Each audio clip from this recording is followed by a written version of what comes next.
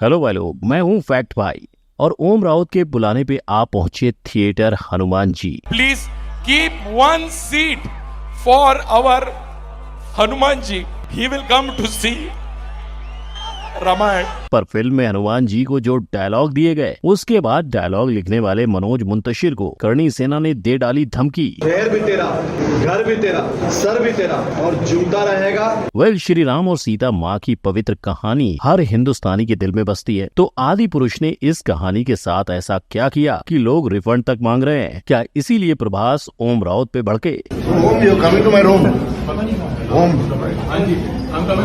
चलिए जानते हैं। नंबर 1, जेन जेड लुक। आदि पुरुष के रावण की हेयर स्टाइल किससे इंस्पायर्ड है पता है? विराट कोहली से। क्योंकि लोगों ने जब इस रावण को पहले वाले रावण से कंपेयर किया तो वो उसे काला जादू करने वाला बाबा कहने लगे। क्योंकि मूवी में रावण कभी काले कपड़े में दिखाई देता है तो कभी टी शर्ट में। लंकापति के शरीर पर 1 ग्राम तक सोना नहीं है और ना ही सोने का मुकुट। हाँ, मुकुट से याद आया, रावण के 10 सिर, ऊपर 5 नीचे 5। बस रावण ही नहीं, सीता माँ का लुक देखकर कईयों ने उनके कॉस्ट्यूम पर सवाल उठाए। ये हाल पद्मावत में भी हुआ था, पर ऑडियंस को मद्देनजर रख के मेकर्स ने उनके अंग को बीएफएक्स से कवर किया था। यही हाल बाकियों का भी है, जैसे श्री राम का शुभ्र अवतार, रावण के बेटे का रैपर लुक और प्लेनेट ऑफ एप्स की वानर सेना। बाकी लक्ष्मण को ना स्क्रीन टाइम मिला है और ना अपना खुद का कॉस्ट्यूम। लोग तो ये भी कह रहे हैं कि राम का कॉस्ट्यूम ही बीएफएक्स से लक्ष्मण के बॉडी पे कॉपी पेस्ट कर दिया है।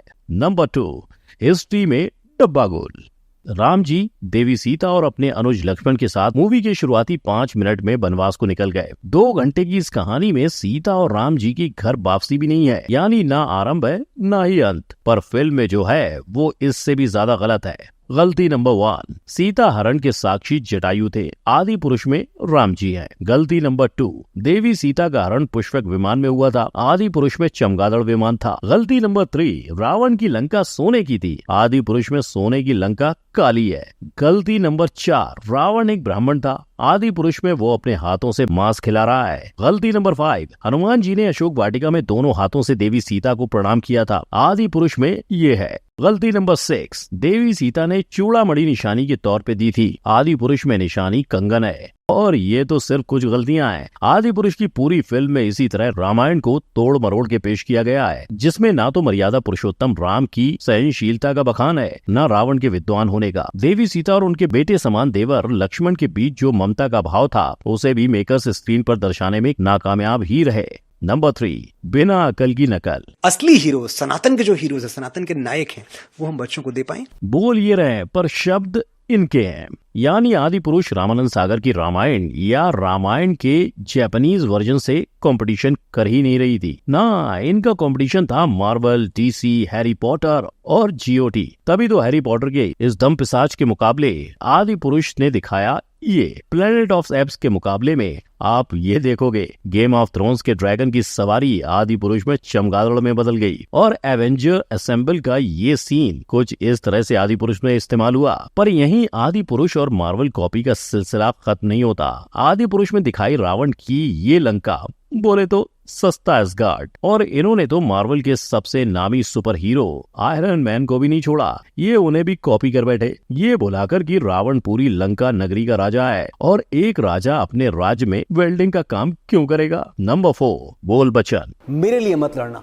मर्यादा के लिए लड़ना। लड़ोगे क्यों बात नहीं हो रही इन डायलॉग्स की? ये जवाब मनोज ने सोशल मीडिया पर ट्रोल होने के बाद दिया था। मगर भाई लोग, फिल्म के अंदर हमें सिर्फ एक बार नहीं, कई जगह कमजोर डायलॉग सुनाई देते हैं और हनुमान जी का ये डायलॉग भी एक कथा से चुराया गया है। घी किसका? रावण का। कपड़ा किसका? रावण का। आग किसकी? रावण की। जली किसकी? रावण की। इन्हीं डायलॉग्स को लेकर आज कई जगह प्रोटेस्ट भी चल रहे हैं। यहाँ तक कि डायलॉग्स के ऊपर करणी सेना का ये कहना है कि अभिव्यक्ति की आजादी का फायदा उठाया जा रहा है। भाई, मैं जानता हूँ कि विचारों की अभिव्यक्ति की आजादी है, लेकिन ऐसी आजादी हम बर्दाश्त नहीं करेंगे। और शायद इन्हीं विवादों के बाद अब मनोज मानते हैं कि डायलॉग्स में फेरबदल करनी चाहिए। सब क्लियर होने के बाद अगले 2 से 3 दिनों में ये डायलॉग्स थिएटर में होंगे। लेकिन एक नजर अगर मनोज के पिछले किए गए कामों पर डालें तो हमें कई गाने और उनके रियलिटी शो के जज होने के अनुभव दिख जाएंगे। इनफैक्ट आदिपुरुष के सारे गानों के लिरिक्स भी मनोज द्वारा ही लिखे गए हैं, जिन्हें व्यूज तो भरपूर मिले पर लोगों को अजय अतुल का दिया म्यूजिक थोड़ा कम पसंद आया। यानी उनके टाइटल ट्रैक को इतने सारे सिंगर्स से गवाने के बावजूद आदिपुरुष के गाने ऑडियंस के कानों तक नहीं पहुंच पाए। नंबर 5, सस्ता वीएफएक्स। इस मूवी के वीएफएक्स में 4 चांद लगाने वाले प्रसाद सुतार आदिपुरुष के भी वीएफएक्स आर्टिस्ट हैं। और जब आदिपुरुष का टीजर लॉन्च हुआ तो लोगों के रिएक्शन से बचने के लिए प्रसाद ने कहा कि इस प्रोजेक्ट में कंपनी का कोई हाथ नहीं है। फिर क्या 6 महीने का पोस्टपोन और नया ट्रेलर लॉन्च, जिसे लोगों ने भर पेट वाहवाही दी। लेकिन लोगों की एक्साइटमेंट फिलहाल ट्रेलर तक ही बनी रही। लेकिन जब लोग मूवी देखने गए तो पता चला कि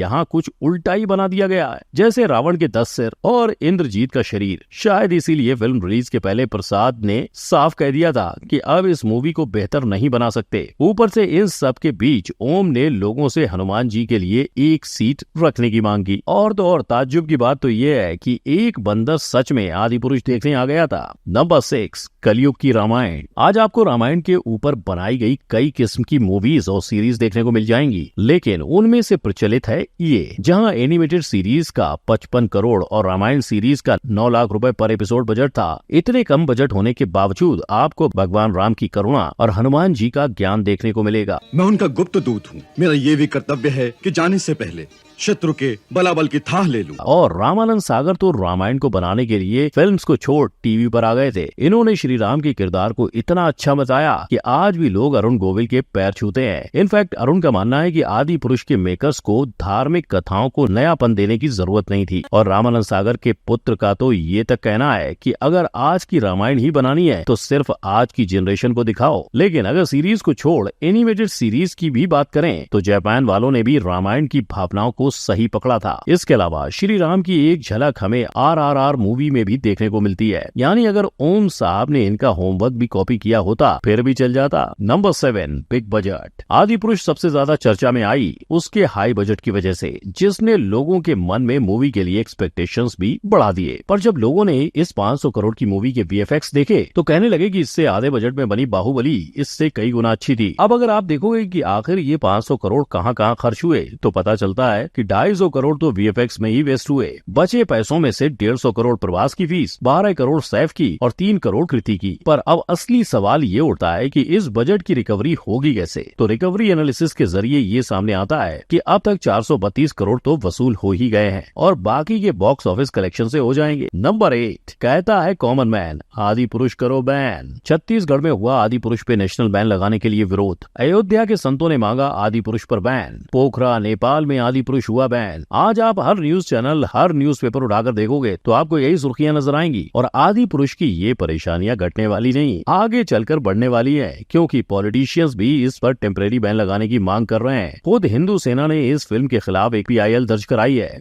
और सोशल मीडिया पे वहाँ लोग #रिफंड आदि पुरुष को ट्रेंड करने लगे और अपनी टिकट के पैसे वापस पाने की मांग कर रहे हैं। मूवी क्रिटिक्स की बात करें तो ये फिल्म देखकर सबने अपना सर पकड़ लिया है। जाने माने मूवी क्रिटिक तरन आदर्श तो इस फिल्म से ऐसे हताश और निराश हुए कि उन्होंने फिल्म को सिर्फ और सिर्फ 1.5 स्टार दिया। उनके मुताबिक ड्रीम कास्ट और बड़ा बजट होकर भी ओम राउत ने कुछ अच्छा नहीं किया और पब्लिक तो समझ ही नहीं पा रही है कि करना क्या है। कई लोग फिल्म देखकर ऐसे दुखी हुए हैं कि बोलने को तैयार नहीं है, तो कई लोग मूवी को बुरा भला कहते नहीं थक रहे हैं। मैं बोल रहा हूँ, मैं दिल से बद्दुआ दे रहा हूँ कि आप रामायण के साथ ऐसा सब कर रहे हो और हमारे सेंटिमेंट क्या खेल रहे हो ना, डूबे आपकी फिल्म। और इसकी ठोस वजह है, लोगों का कहना है कि जो संस्कार, जो जज्बात लोगों के रामानंद सागर की रामायण देखकर थे, क्या वो ये देखकर होंगे? और ये देखकर बच्चे क्या सीखेंगे? क्योंकि जिस तरह से इन्होंने स्टोरी को तोड़ा मरोड़ा है वो हमारे ग्रंथों का मजाक है। अब देखना ये होगा कि इस फिल्म के डायलॉग्स में क्या फेरबदल की जाती है और क्या ये होने के बाद आप इस फिल्म को देखने जाएंगे। अपना जवाब फैक्ट भाई को कमेंट में दें। अगर आपको हमारे असली इतिहास को जानना है तो आई बटन पर क्लिक करें और देखें कि 1000 साल पहले भारत कैसा था। वीडियो पसंद आया हो तो लाइक, शेयर और चैनल को सब्सक्राइब करें। जय हिंद।